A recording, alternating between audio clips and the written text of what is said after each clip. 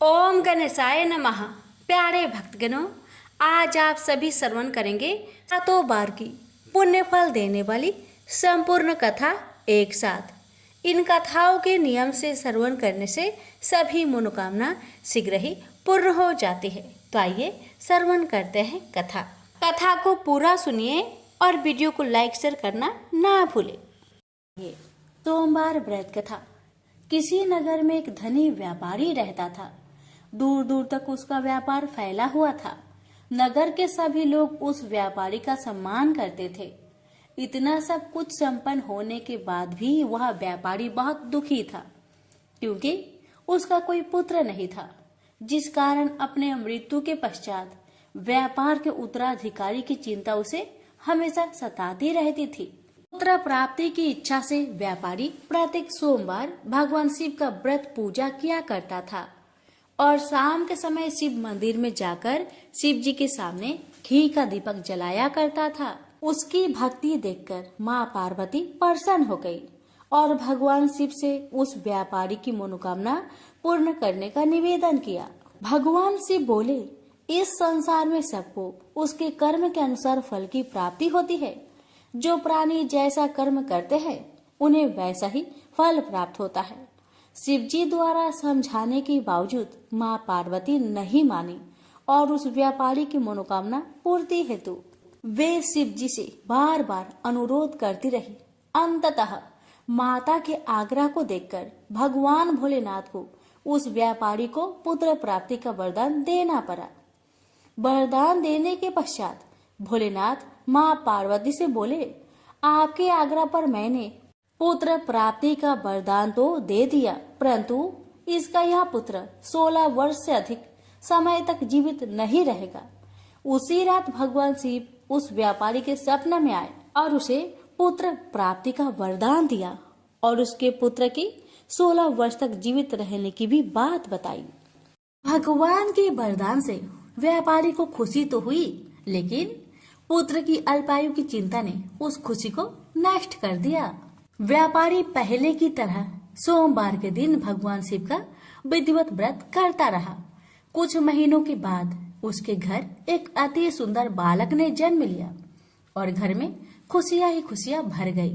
बहुत धूमधाम से पुत्र जन्म का समारोह मनाया गया, परंतु व्यापारी को पुत्र जन्म की अधिक खुशी नहीं हुई, क्योंकि उसे पुत्र की अल्प आयु के रहस्य का पता था।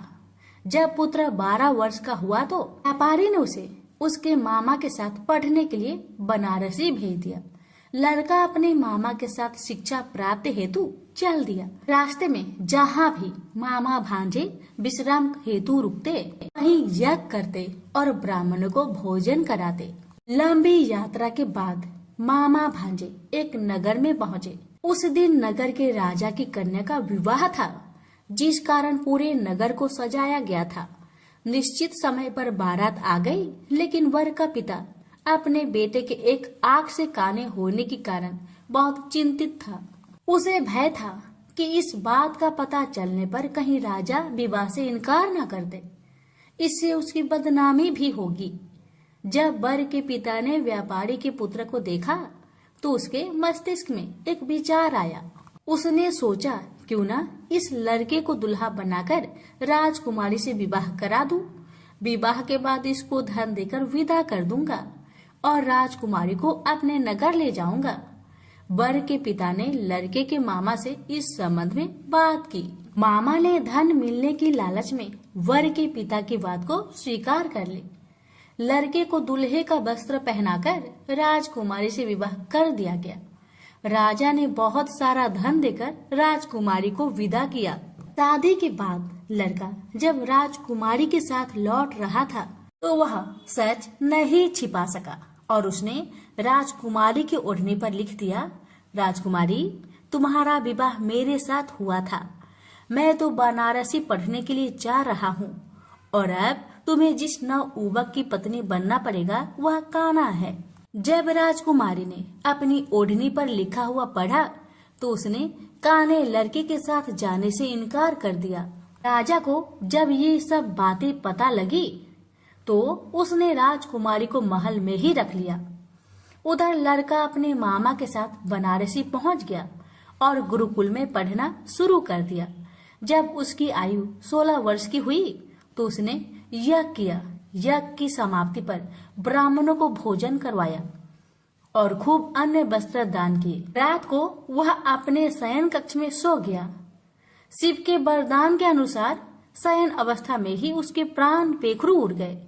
सूर्योदय पर मामा मृत भांजे को देखकर रोने पिटने लगा। आसपास के लोग भी एकत्र होकर दुख प्रकट करने लगे। लड़के के मामा के रोने विलाप करने के स्वर समीप से गुजरते हुए भगवान शिव और माता पार्वती ने भी सुने। माता पार्वती ने भगवान से कहा, प्राणनाथ, मुझे इसके रोने का स्वर सहन नहीं हो रहे, आप इस व्यक्ति के कष्ट को अवश्य दूर करें। भगवान शिव ने माता पार्वती के साथ अदृश्य रूप में समीप जाकर देखा तो भोलेनाथ माता पार्वती से बोले, यह तो उसी व्यापारी का पुत्र है जिसे मैंने 16 वर्ष की आयु का वरदान दिया था।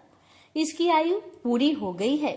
माँ पार्वती ने फिर भगवान शिव से निवेदन कर उस बालक को जीवन देने का आग्रह किया।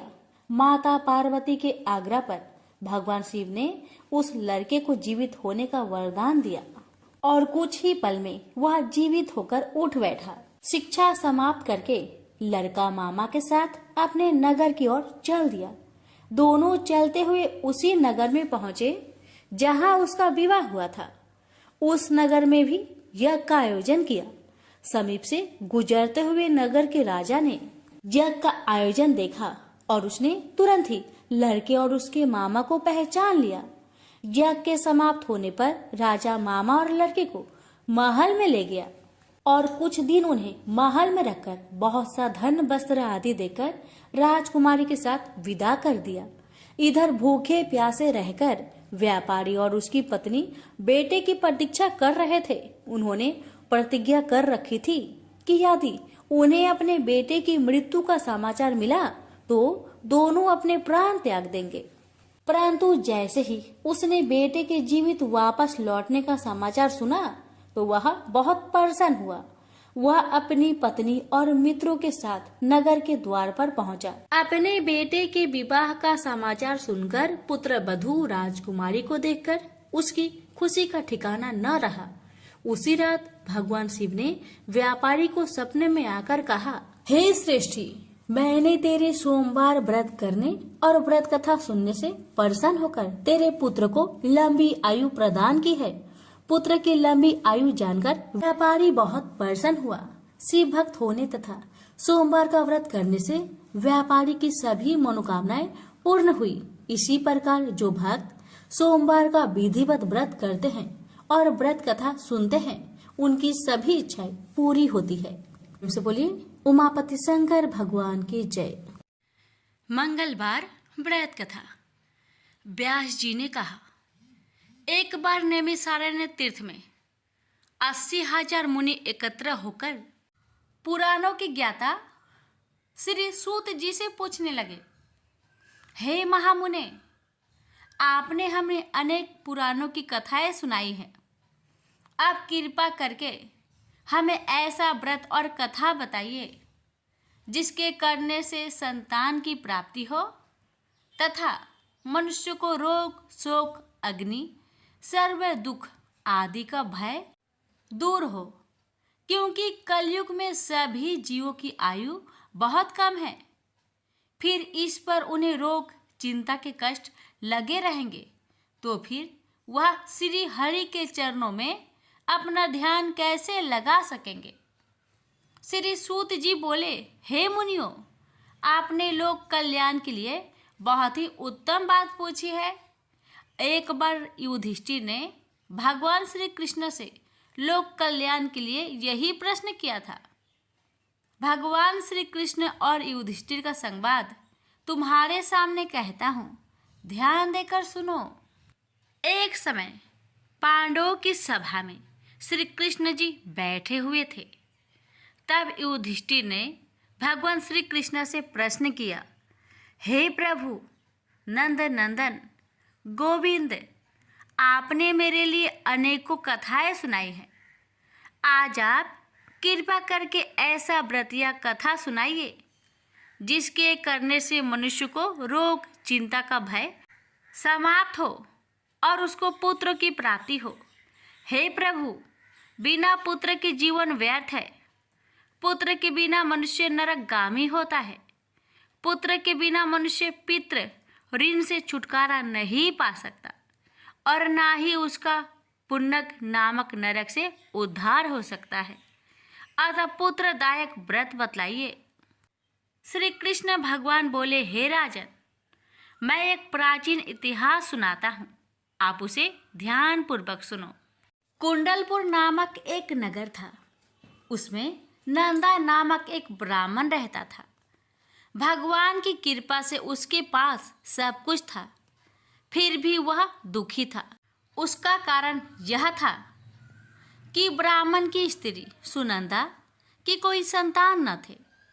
सुनंदा पतिव्रता थी, भक्ति पूर्वक श्री हनुमान जी की आराधना करती थी। मंगलवार के दिन व्रत करके अंत में भोजन बनाकर हनुमान जी का भोग लगाने के बाद स्वयं भोजन करती थी। एक बार मंगलवार के दिन ब्राह्मणी गृह कार्य की अधिकता के कारण हनुमान जी को भोग ना लगा सके, तो इस पर उसे बहुत दुख हुआ। उसने कुछ भी नहीं खाया और अपने मन में प्रण किया कि अब तो अगले मंगलवार को ही हनुमान जी का भोग लगाकर अन्न जल ग्रहण करूंगी।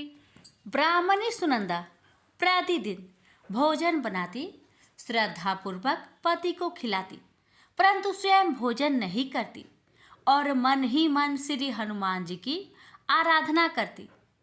इसी प्रकार 6 दिन गुजर गए और ब्राह्मणी सुनंदा अपने निश्चय के अनुसार भूखी प्यासी निराहार रही।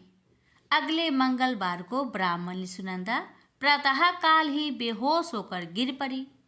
ब्राह्मणी सुनंदा की इस असीम भक्ति के प्रभाव से श्री हनुमान जी बहुत प्रसन्न हुए और प्रकट होकर बोले, सुनंदा, मैं तेरी भक्ति से बहुत प्रसन्न हूँ, तू उठ और वर मांग।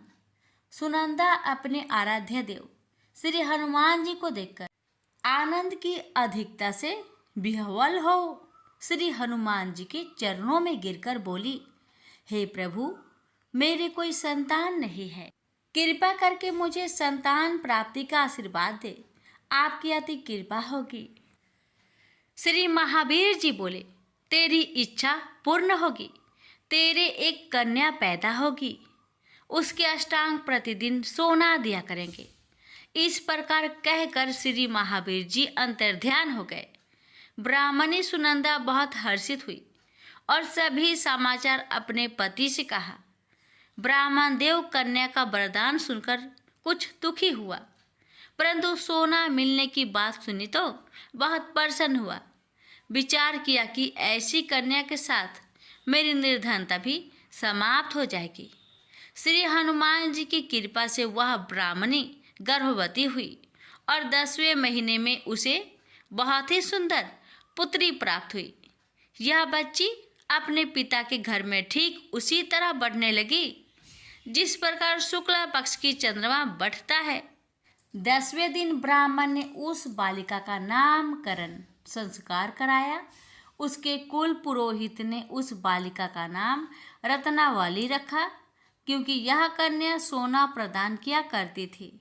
इस कन्या ने पूर्व जन्म में बड़े ही विधान से मंगल देव का व्रत किया था।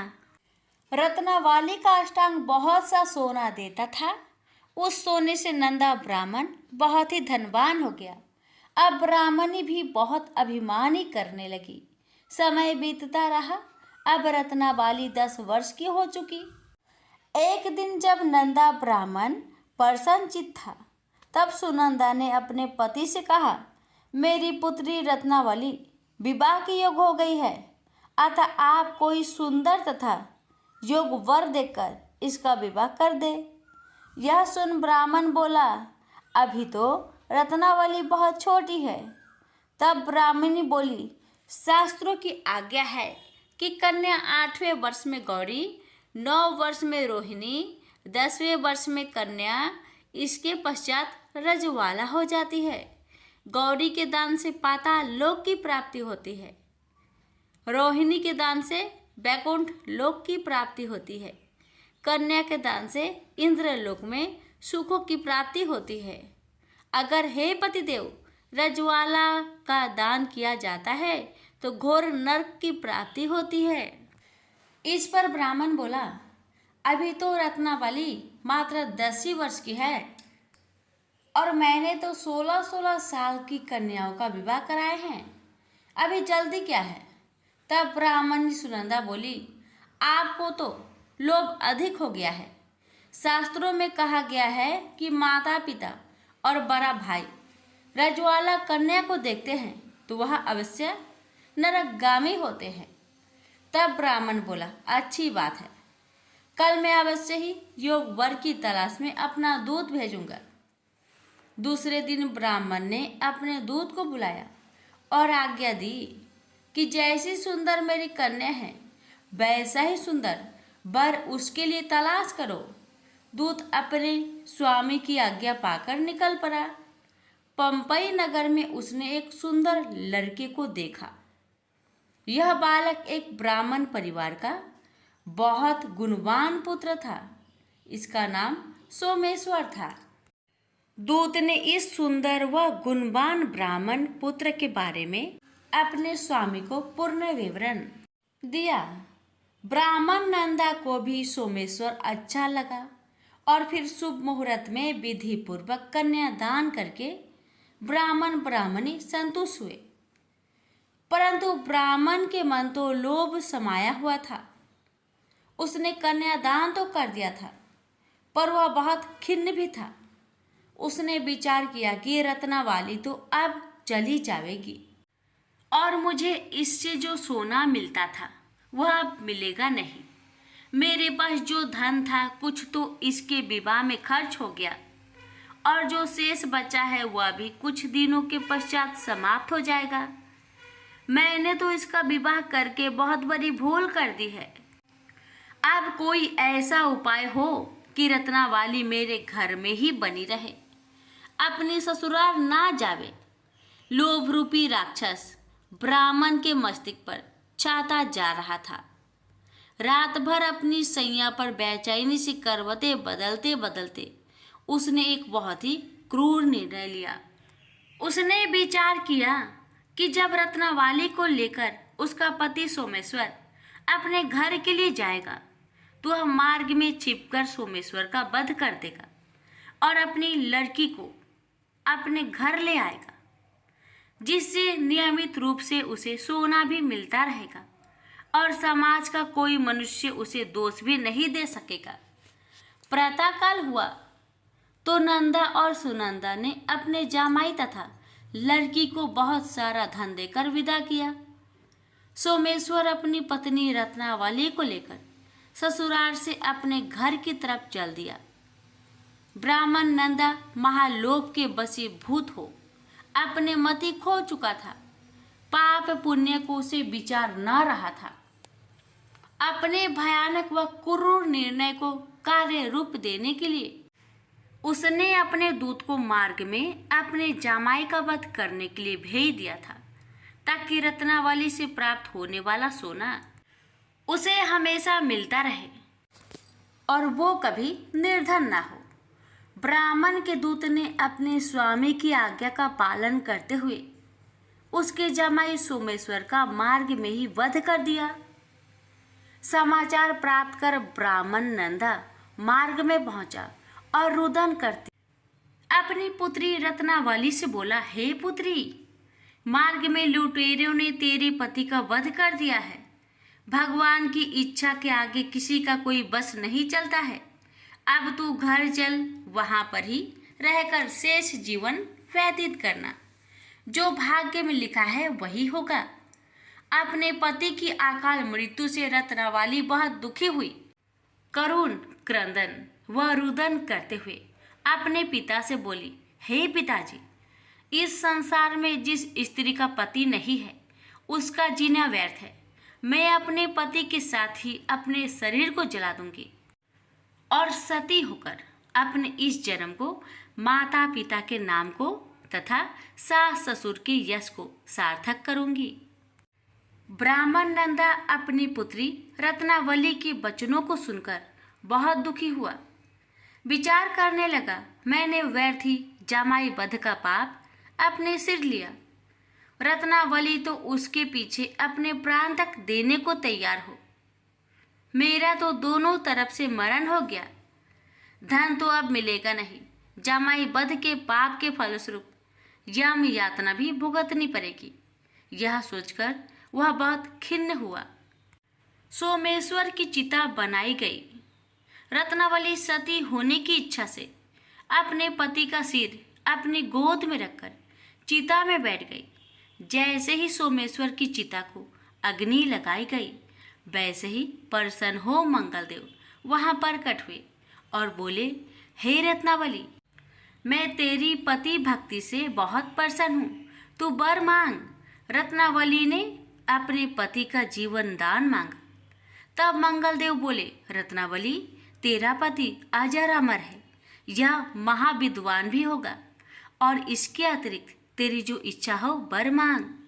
तब रत्नावली बोली, हे ग्रहों के स्वामी, यदि आप मुझ पर प्रसन्न हैं तो मुझे यह वरदान दीजिए कि जो भी मनुष्य मंगलवार के दिन प्रातः काल लाल पुष्प लाल चंदन से पूजा करके आपका स्मरण करे, उसको रोग व्याधि ना हो, सज्जनों का कभी वियोग ना हो, सर्प अग्नि तथा शत्रुओं का भय ना रहे।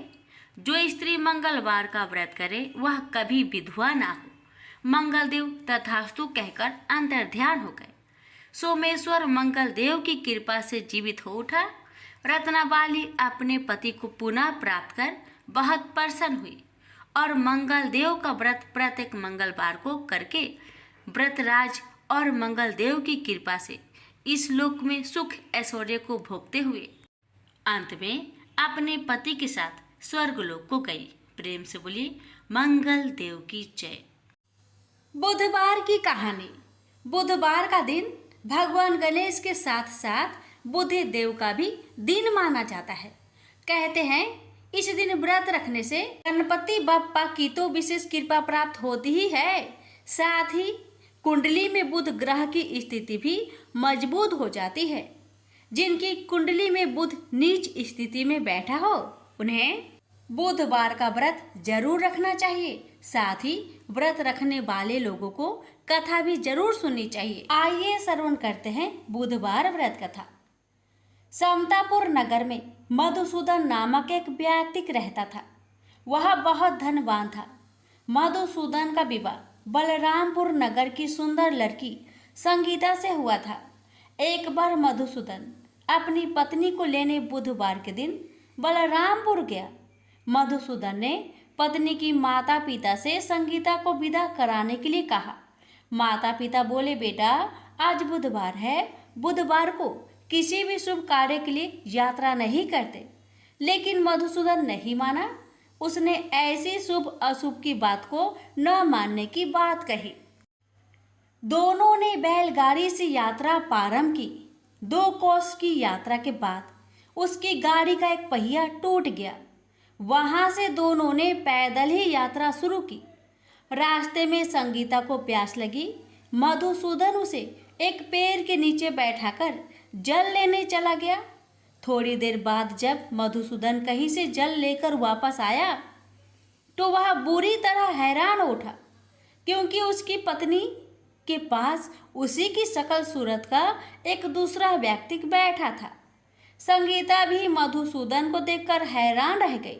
वह दोनों में कोई अंतर नहीं कर पाई। मधुसूदन ने उस व्यक्ति से पूछा, तुम कौन हो और मेरी पत्नी के पास क्यों बैठे हो? मधुसूदन की बात सुनकर उस व्यक्ति ने कहा, अरे भाई, यह मेरी पत्नी संगीता है। मैं अपनी पत्नी को ससुराल से विदा कराकर लाया हूँ। लेकिन तुम कौन हो जो मुझसे ऐसा प्रश्न कर रहे हो? मधुसूदन ने कहा, तुम जरूर कोई चोर या ठग हो। यह मेरी पत्नी संगीता है। मैं इसे पेड़ के नीचे बैठाकर जल लेने गया था।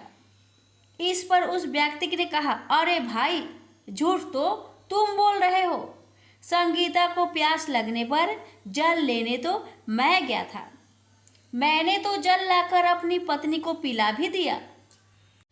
अब तुम चुपचाप यहाँ से चलते बनो, नहीं तो किसी सिपाही को बुलवाकर तुम्हें पकड़वा दूंगा। दोनों एक दूसरे से लड़ने लगे। उन्हें लड़ते देख बहुत से लोग वहां एकत्र हो गए। नगर के कुछ सिपाही भी वहां आ गए। सिपाही उन दोनों को पकड़कर राजा के पास ले गए। सारी कहानी सुनकर राजा भी कोई निर्णय नहीं कर पाया। संगीता भी उन दोनों में से अपने वास्तविक पति को नहीं पहचान पा रही थी। राजा ने दोनों को कारागार में डाल देने के लिए कहा। राजा के फैसले पर असली मधुसूदन भयभीत हो उठा। तभी आकाशवाणी हुई, मधुसूदन, तूने संगीता के माता पिता की बात नहीं मानी और बुधवार के दिन अपनी ससुराल से प्रस्थान किया। यह सब भगवान बुद्ध देव के प्रकोप से हो रहा है। मधुसूदन ने भगवान बुद्ध देव से प्रार्थना की कि हे भगवान बुद्ध देव, मुझे क्षमा कर दीजिए। मुझसे बहुत बड़ी गलती हुई। भविष्य में अब कभी बुधवार के दिन यात्रा नहीं करूंगा और सदैव बुधवार को आपका व्रत किया करूंगा। मधुसूदन के प्रार्थना करने से भगवान बुद्ध देव ने उसे क्षमा कर दिया। तभी दूसरा व्यक्ति राजा के सामने से गायब हो गया। राजा और दूसरे लोग इस चमत्कार को देख हैरान हो गए। भगवान बुद्ध देव की इस अनुकंपा से राजा ने मधुसूदन और उसकी पत्नी को सम्मान पूर्वक विदा किया। कुछ दूर चलने पर रास्ते में उन्हें बैलगाड़ी मिल गई। बैलगाड़ी का टूटा हुआ पहिया भी जुड़ा हुआ था। दोनों उसमें बैठकर समतापुर की ओर चल दिए। मधुसूदन और उसकी पत्नी संगीता दोनों बुधवार को व्रत करते हुए आनंद पूर्वक जीवन यापन करने लगे। इस तरह भगवान बुद्ध देव की कृपा से उनके यहाँ खुशियाँ बरसने लगी। इस तरह जो स्त्री पुरुष विधिवत बुधवार का व्रत करके व्रत कथा सुनते हैं, भगवान बुद्ध देव उनके सभी कष्ट को दूर करते हैं। प्रेम से बोलिए बुद्ध देव की जय। प्राचीन समय की बात है। एक नगर में एक बड़ा व्यापारी रहता था। वह जहाजों में माल लदवाकर दूसरे देशों में भेजा करता था। वह जिस प्रकार अधिक धन कमाता था, उसी प्रकार जी खोलकर दान भी करता था। परंतु उसकी पत्नी अत्यंत कंजूस थी। वह किसी को एक दमड़ी भी दान नहीं देती थी। एक बार सेठ जब दूसरे देश व्यापार करने गया तो पीछे से बृहस्पति भगवान साधु का वेश धारण करके व्यापारी की पत्नी के समक्ष उपस्थित हुए और भिक्षा मांगने लगे।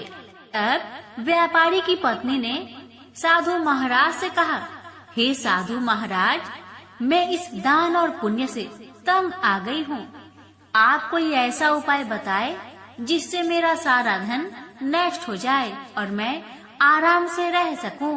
मैं यह धन लूटता हुआ नहीं देख सकती। बृहस्पति भगवान ने कहा, हे देवी, तुम बड़ी विचित्र हो। संतान और धन से कोई दुखी होता है भला?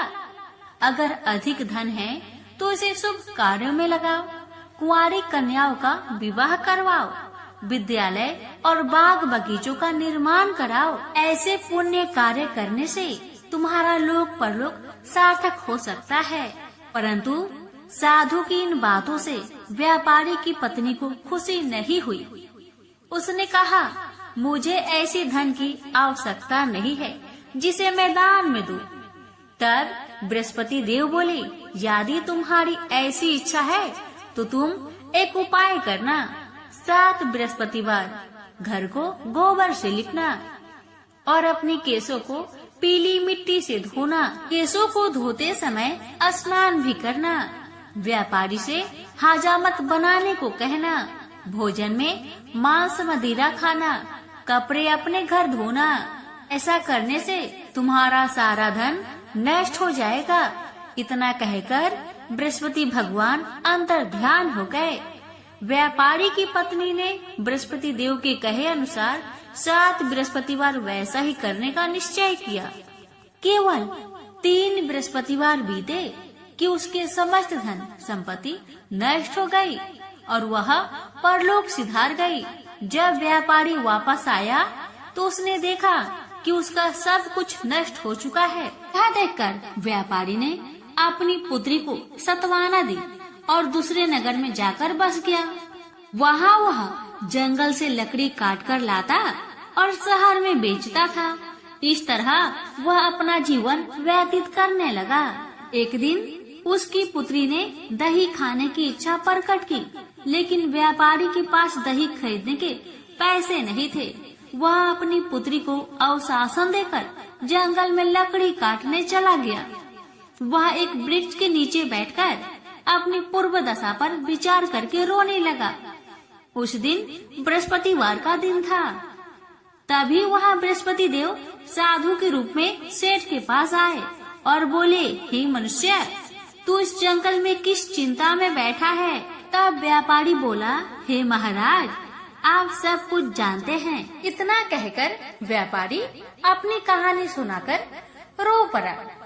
बृहस्पति भगवान बोले, देखो बेटा, तुम्हारी पत्नी ने बृहस्पति देव का अपमान किया था, इसी कारण तुम्हारा यह हाल हुआ है। लेकिन अब तुम किसी प्रकार की चिंता मत करो। तुम गुरुवार के दिन बृहस्पति देव का पाठ करो। 2 पैसे के चने और गुड़ को लेकर जल के लोटे में शक्कर डालकर वह अमृत और प्रसाद अपने परिवार के सदस्यों और कथा सुनने वालों को बांट दो। स्वयं भी प्रसाद और चरणामृत लो। भगवान तुम्हारा अवश्य कल्याण करेंगे। साधु की बात सुनकर व्यापारी बोला, महाराज, मुझे तो इतना भी नहीं बचता कि मैं अपनी पुत्री को दही लाकर दे सकूं।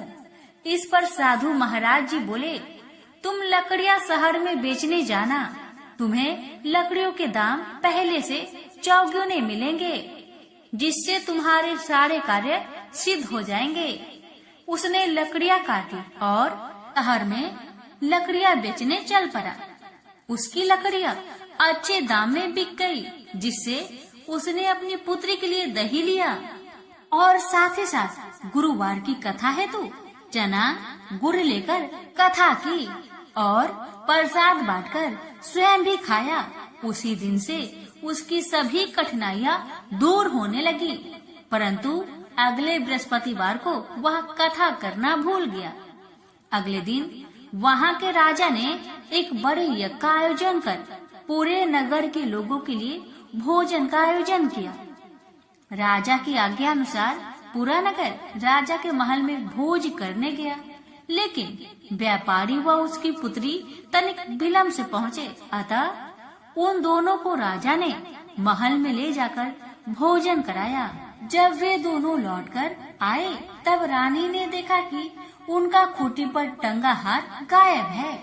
रानी को व्यापारी और उसकी पुत्री पर संदेह हुआ कि उसका हार उन दोनों ने ही चुराया है। रानी ने सारा कहानी राजा को सुनाया। फिर राजा की आज्ञा से उन दोनों को कारावास की कोठरी में कैद कर दिया गया। कैद में पड़कर दोनों अत्यंत दुखी हुए। वहाँ उन्होंने बृहस्पति देवता को याद किया। बृहस्पति देव ने प्रकट होकर व्यापारी को उसकी भूल का आभास कराया और उन्हें सलाह दी कि गुरुवार के दिन कैद खाने के दरवाजे पर तुम्हें 2 पैसे मिलेंगे। उनसे तुम चने और मुनक्का मंगवाकर विधि पूर्वक बृहस्पति देवता का पूजन करो, तुम्हारे सब दुख दूर हो जाएंगे। बृहस्पतिवार को कैद खाने के द्वार पर उन्हें 2 पैसे मिले। बाहर सड़क पर एक स्त्री जा रही थी। व्यापारी ने उसे बुलाकर गुड़ और चने लाने को कहा। इस पर वह स्त्री बोली, मैं अपनी बहू के लिए गहने ले जा रही हूँ, मेरे पास समय नहीं है। इतना कहकर वह आगे चली गई। थोड़ी देर बाद वहाँ से एक और स्त्री निकली। व्यापारी ने उसे बुलाकर कहा कि हे बहन, मुझे बृहस्पतिवार की कथा करनी है, तुम मुझे 2 पैसे का गुड़ और चना लाकर दो। बृहस्पति देव का नाम सुनकर वह स्त्री बोली, भाई, मैं तुम्हें अभी गुड़ और चना लाकर देती हूँ। मेरा इकलौता पुत्र मर गया है। मैं उसके लिए कफन लेने जा रही थी, लेकिन मैं पहले तुम्हारा काम करूंगी और उसके बाद मैं अपने पुत्र के लिए कफन लाऊंगी। वह स्त्री बाजार से व्यापारी के लिए गुड़ चना ले आई और स्वयं भी बृहस्पति देव की कथा सुनी। कथा समाप्त होने पर वह स्त्री कफन लेकर अपने घर गई। घर पर लोग उसके पुत्र की लाश को राम नाम सत्य है कहते हुए शमशान ले जाने की तैयारी कर रहे थे। स्त्री बोली, मुझे अपने लड़के का मुख देख लेने दो। अपने पुत्र का मुख देखकर उस स्त्री ने उसके मुंह में प्रसाद और चंद्रामृत डाला। प्रसाद और चंद्रामृत के प्रभाव से वह पुनः जीवित हो गया। पहली स्त्री जिसने बृहस्पति देव का निरादर किया था, वह जब अपने पुत्र की विवाह हेतु पुत्र वधू के लिए गहने लेकर लौटी और जैसे ही उसका पुत्र घोड़ी पर बैठकर निकला, वैसे ही घोड़ी ने ऐसी उछाल मारी कि वह घोड़ी से गिरकर मर गया।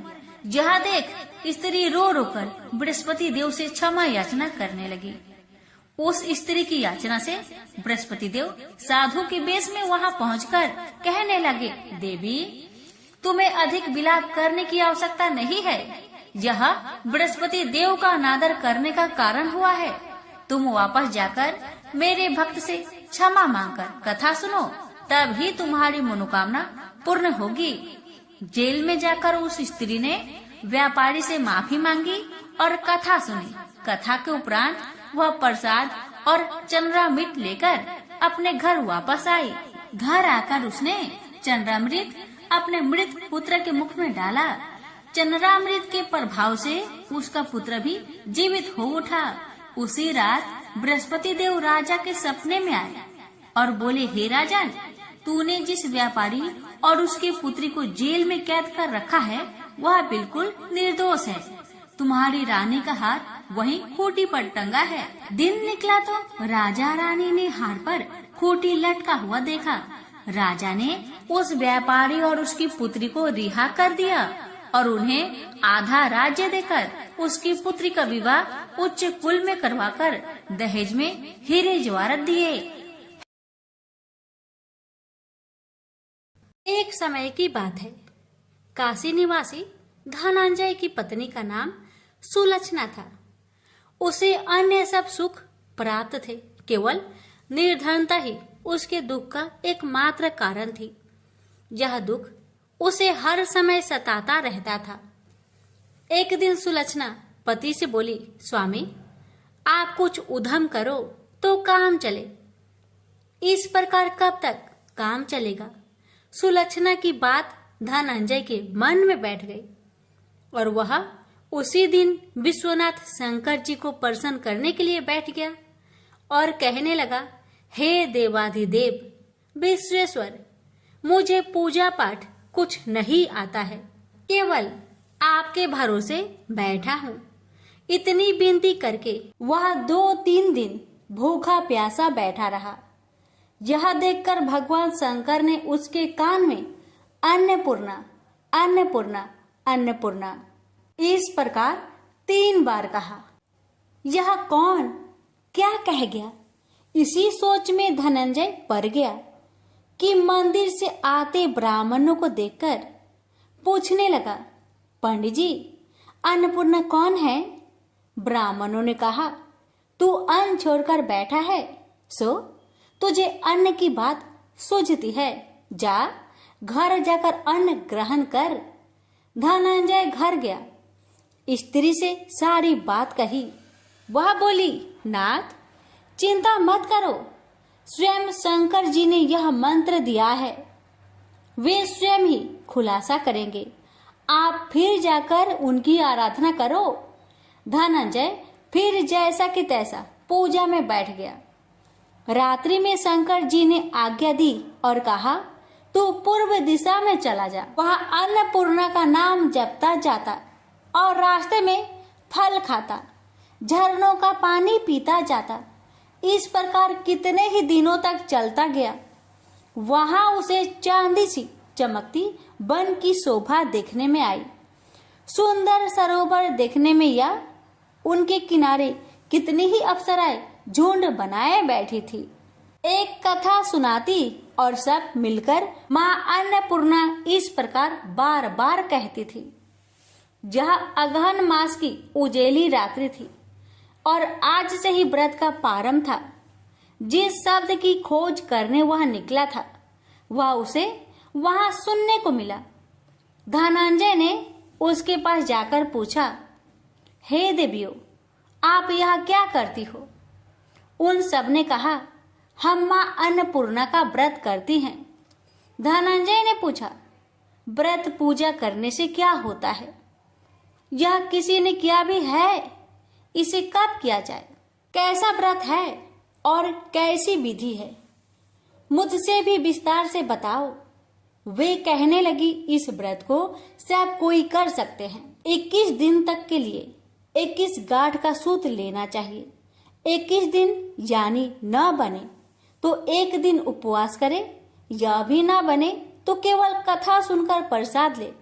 निराहार रहकर कथा कहे, कथा सुनने वाला कोई न मिले तो पीपल के पत्तों को रख सुपारी या घृत कुमारी वृक्ष को सामने कर, दीपक को साक्षी कर, सूर्य, गाय, तुलसी या महादेव को बिना कथा सुनाए मुख में दाना न डाले। यदि भूल से कुछ पड़ जाए तो एक दिवस फिर उपवास करे। व्रत के दिन क्रोध न करे और झूठ ना बोले। धनंजय बोला, इस व्रत के करने से क्या होगा? वे कहने लगी, इसके करने से अंधों को नेत्र मिले, लुल्लू को हाथ मिले, निर्धन के घर धन आए, बाझिन को संतान मिले, मूर्ख को विद्या आए। जो जिस कामना से व्रत करे माँ उसकी इच्छा पूरी करती है। वह कहने लगा, बहनों, मेरे पास भी धन नहीं है, विद्या नहीं है, कुछ भी तो नहीं है। मैं तो दुखिया ब्राह्मण हूँ। मुझे इस व्रत का सूत दोगी? हाँ भाई, तेरा कल्याण हो, हम तुम्हें अवश्य देंगे। ले, इस व्रत का मंगल सूत्र ले। धनंजय ने व्रत किया। व्रत पूरा हुआ तभी सरोवर में से 21 खंड की स्वर्ण सीढ़ी हीरा मोती जड़ी हुई प्रकट हुई। धनंजय अन्नपूर्णा अन्नपूर्णा कहता जाता था। इस प्रकार कितनी ही सीढ़ियां उतर गया तो क्या देखता है कि करोड़ों सूर्य से प्रकाशमान अन्नपूर्णा का मंदिर है। उसके सामने स्वर्ण सिंहासन पर माता अन्नपूर्णा विराजमान है। सामने भिक्षा हेतु शंकर भगवान खड़े हैं। देवांगनाएं चवर डुलाती है। कितनी ही हथियार बांधे पहरा देती है। धनंजय दौड़कर जगदम्बा के चरणों में गिर गया। देवी उसके मन का कलेश जान गई। धनंजय कहने लगा, माता, आप तो अंतर्यामी हो, आपको अपनी दशा क्या बताऊं? माता बोली, मेरा व्रत किया है, जा, संसार तेरा सत्कार करेगा। माता ने धनंजय की जिह्वा पर बीज मंत्र लिख दिया। अब तो उसके रोम रोम में विद्या प्रकट हो गई। इतने में क्या देखता है कि वह काशी विश्वनाथ के मंदिर में खड़ा है। माँ का वरदान ले धनंजय घर आया। सुलक्षणा से सब बात कही। माता जी की कृपा से उसके घर में संपत्ति उमड़ने लगी। छोटा सा घर बहुत बड़ा गिना जाने लगा। जैसे शहद के छत्तों में मक्खियां जमा होती है, उसी प्रकार अनेक सगे संबंधी आकर उसकी बड़ाई करने लगे। कहने लगे, इतना धन और इतना बड़ा घर, सुंदर संतान नहीं हो तो इस कमाई का कौन भोग करेगा? सुलक्षणा से संतान नहीं है, इसलिए तुम दूसरा विवाह करो। अनिच्छा होते हुए भी धनंजय को दूसरा विवाह करना पड़ा और सुलक्षणा को सौत का दुख उठाना पड़ा। इस प्रकार दिन बीतते गए और अगहन मास आया। नए बंधन से बंधे पति से सुलक्षणा ने कहलाया कि हम व्रत के प्रभाव से सुखी हुए हैं, इस कारण यह व्रत छोड़ना नहीं चाहिए। यह माता जी का प्रताप है जो हम इतने संपन्न और सुखी हैं। सुलक्षणा की बात सुन धनंजय उसके यहाँ आया और व्रत में बैठ गया। नई बहू को इस व्रत की खबर नहीं थी। वह धनंजय की आने की राह देख रही थी। दिन बीतते गए और व्रत पूर्ण होने में 3 दिवस बाकी थे कि नई बहू को खबर पड़ी। उसके मन में ईर्ष्या की ज्वाला दहकने लगी थी। सुलक्षणा के घर आ पहुंची और उसने वहां भगदड़ मचा दी। वह धनंजय को अपने साथ ले गई। नए घर में धनंजय को थोड़ी देर के लिए निंद्रा ने आ दबाया। इसी समय नई बहू ने उसका व्रत का सूत तोड़कर आग में फेंक दिया। अब तो माता जी का कोप जाग गया। घर में अकस्मात आग लग गई। सब कुछ जलकर खाक हो गया। सुलक्षणा जान गई और पति को फिर अपने घर ले आई। नई बहू रूठकर माता पिता के घर जा बैठी। पति को परमेश्वर मानने वाली सुलक्षणा बोली, नाथ घबराना नहीं, माता जी की कृपा अलौकिक है। पुत्र कुपुत्र हो जाता है पर माता कुमाता नहीं होती। अब आप श्रद्धा और भक्ति से आराधना शुरू करो, वे जरूर हमारा कल्याण करेगी। धनंजय फिर माता के पीछे पड़ गया। फिर वही सरोवर सीढ़ी प्रकट हुई। उसमें माँ अन्नपूर्णा कहकर वह उतर गया। वहां जा माता जी के चरणों में रुदन करने लगा। माता प्रसन्न होकर बोली, यह मेरी स्वर्ण की मूर्ति ले, उसकी पूजा करना, तू फिर सुखी हो जाएगा। जा, तुझे मेरा आशीर्वाद है। तेरी स्त्री सुलक्षणा ने श्रद्धा से मेरा व्रत किया है, उसे मैंने पुत्र दिया है। धनंजय ने आंखें खोली तो खुद को काशी विश्वनाथ के मंदिर में खड़ा पाया। वहां से फिर उसी प्रकार घर को आया।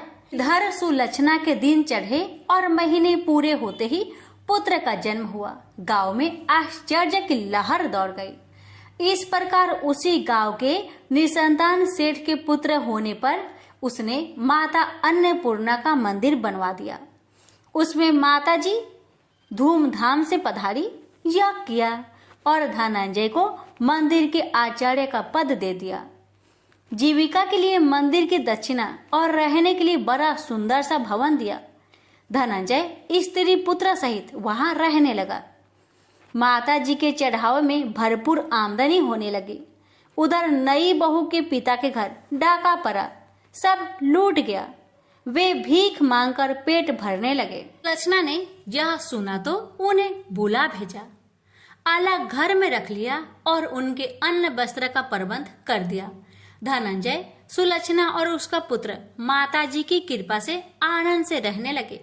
माता जी ने जैसे इनके भंडार भरे वैसे सबके भंडार भरे। हे माता, अगर आपकी कथा कहने में हमसे कोई गलती हुई हो उसे क्षमा करना और अपने सभी भक्तों की सभी मनोकामना को पूर्ण करना।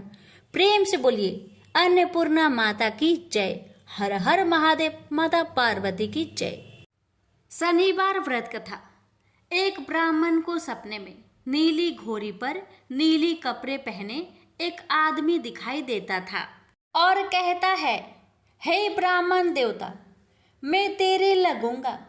ब्राह्मण घबरा कर उठ गया। अगले दिन यही सपना उसे फिर आता है। यह सपना उसे रोज आने लगा। वह परेशान हो गया और चिंता के मारे दुबला होने लगा। उसकी पत्नी ने कारण पूछा तो उसने सपने के बारे में बताया। ब्राह्मणी बोली, वे अवश्य ही शनि महाराज होंगे। अब की बार दिखे तो कहना लग जाओ, पर 1.25 पहर से ज्यादा मत लगना। उस दिन सपने आने पर ब्राह्मण ने कहा, लग जाओ, पर कितने समय के लिए लगोगे? शनि जी बोले, 7.5 वर्ष का लगूंगा। ब्राह्मण ने कहा, क्षमा करे शनि जी, इतना भारी तो मुझसे झेला नहीं जाएगा। तब शनि जी बोले, तो 5 वर्ष का लग जाऊंगा। ब्राह्मण बोला, यह भी मेरे लिए ज्यादा है। शनि जी बोले, 2.5 साल का लग जाऊं। ब्राह्मण ने मना किया तो शनि जी कहने लगे, 1.25 पहर का तो लगूंगा ही, इतना तो कोढ़ी कलंगी भिखारी के भी लग जाता हूँ। तब ब्राह्मण ने कहा, ठीक है। ब्राह्मण को 1.25 पहर की शनि की दशा लग गई। ब्राह्मण ने नींद से जागकर ब्राह्मणी से कहा, मेरे 1.25 पहर शनि की दशा लग गई है, इसलिए मैं जंगल में जाकर यह समय बिताऊंगा। मेरे लिए खाने पीने का सामान बांध दे। मेरे पीछे से किसी से लड़ाई झगड़ा ना हो, इसका ध्यान रखना। ज्यादातर घर में ही रहना, बच्चों का भी ध्यान रखना। इस सवा पहर के समय में कोई गाली भी दे तो चुपचाप सुन लेना, बहस मत करना। यह सब समझाकर ब्राह्मण जंगल में चला गया। जंगल में ब्राह्मण एक पीपल के पेड़ के नीचे बैठ गया और हनुमान जी का पाठ करने लगा। एक पहर बीत गया। ब्राह्मण ने सोचा बाकी बचा समय रास्ते में बीत जाएगा, इसलिए वहां से चल दिया। रास्ते में एक बाड़ी में मतीरे लगे देखे। माली से एक मतीरा खरीदा, पोटली में बांधा और आगे बढ़ा। आगे एक आदमी मिला जो असल में शनिदेव थे। ब्राह्मण से पूछा, पोटली में क्या है? उसने कहा, मतीरा है। शनिदेव बोले, दिखाओ। ब्राह्मण ने पोटली खोली। उसमें राजकुमार का कटा हुआ खून से लथपथ सिर दिखा। शनिदेव ब्राह्मण को राजा के पास ले गए और कहा कि इस ब्राह्मण ने राजकुमार की हत्या कर दी है। इसके पास पोटली में राजकुमार का सिर है। राजा ने कहा, मैं यह नहीं देख सकता, इस ब्राह्मण को सूली पर चढ़ा दो। राजा के यहाँ हाहाकार मच गया। ब्राह्मण को सूली पर चढ़ाने से पहले पूछा गया कि उसकी कोई आखिरी इच्छा हो तो बताए। ब्राह्मण ने सोचा किसी तरह सवा पहर पूरा करना होगा। उसने कहा, वहाँ रोज बालाजी की कथा सुनता है। मरने से पहले अंतिम बार बालाजी की कथा सुनना चाहता हूँ। ब्राह्मण को कथा सुनाने का प्रबंध किया गया। कथा कहते कहते सवा पहर पूरा हो गया। शनि की दशा टलते ही राजकुमार शिकार खेलकर लौटता हुआ दिखाई दिया। राजकुमार को आता देख राजा बहुत खुश हुआ, लेकिन उसे निर्दोष ब्राह्मण की हत्या का दोष लगने का डर सताने लगा। उसने तुरंत घोड़सवार सैनिकों को ब्राह्मण को आदर सहित ले आने के लिए भेजा। ब्राह्मण राज दरबार में आया तो राजा ने क्षमा मांगी और पोटली दिखाने के लिए कहा। पोटली खोली तो उसमें मतीरा था। राजा ने इन सब के बारे में पूछा तो ब्राह्मण ने बताया, मुझे सवा पहर की शनिचर की दशा लगी थी, इस कारण यह सब तमाशा हुआ। राजा ने पूछा, यह दशा कैसे टलती है? ब्राह्मण बोला, राजा, यह सेठ के लगे तो काला हाथी या काला घोड़ा दान करे, गरीब के लगे तो पीपल की पूजा करे तब बोले, साचा शनिचर कहिए, जाके पाओ सदा ही पढ़िए।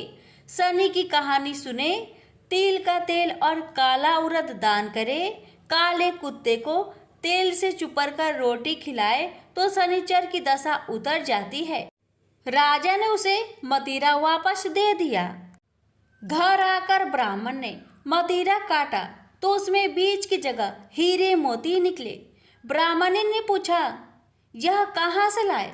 आप तो कह रहे थे कि शनि की दशा लगी है। ब्राह्मण ने कहा, जब दशा लगी थी तो यही मतीरा राजकुमार का सिर बन गया था। उतरती दशा के शनि जी निहाल कर गए। हे शनि देवता, जैसे ब्राह्मण के शनि की दशा लगी वैसे किसी को ना लगे। प्रेम से बोलिए शनि देव की जय। प्राचीन काल में एक नगर में एक वृद्धा रहती थी।